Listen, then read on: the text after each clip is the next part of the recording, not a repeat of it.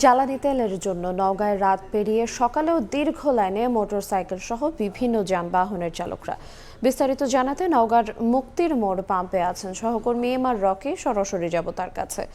Rocky, মধ্যপ্রাচ্যের যুদ্ধ শুরু হওয়ার পর থেকেই শুরু হয়েছিল সেই তেল সংগ্রহের প্রতিযোগিতা। এই প্রতিযোগিতা বর্তমানে একেবারে চরমে ঠেকেছে। আমরা দেখছিলাম যেসব পাম্পে তেল দেওয়ার খবর মিলছে, আগে থেকেই রাতভর সেখানে অবস্থান নিচ্ছেন বাইক চালক এবং পরিবহন চালকরা। এই দীর্ঘ লাইন এবং কোথাও 1000 তারও অধিক এই মোটর বাইকের এই অবস্থান নিয়ে আসলে দিনের সকাল থেকে যেখানে শুরু হচ্ছে তেল দেওয়া,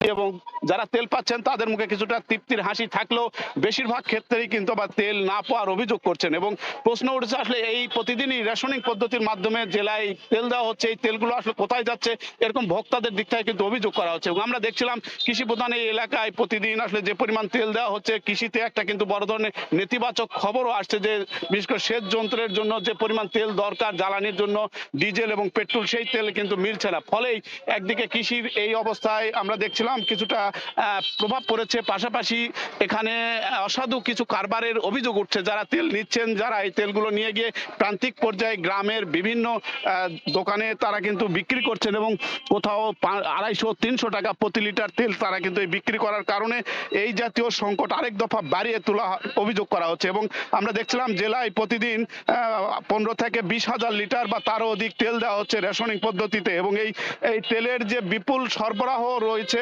সরবরাহের বিপরীতে চাহিদা ব্যাপক রয়েছে, সেটার মাঝখানে কিন্তু একটা সরকারের নজরদারির ঘাটতি থাকার কারণে এই সংকট কিন্তু বেশি তৈরি হওয়ার কথাই ভোক্তাদের দিক থেকে জানানো হচ্ছে।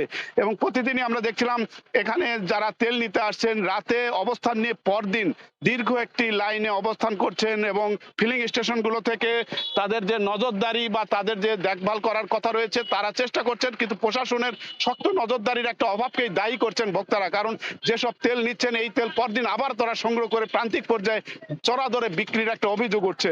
এই ছিল সার্বিক নওগাঁয় জ্বালানি সংকটের খবর, জ্বালানি তেল সংগ্রহের খবর আমার কাছে। সরাসরি যুক্ত ছিলাম নওগাঁ থেকে।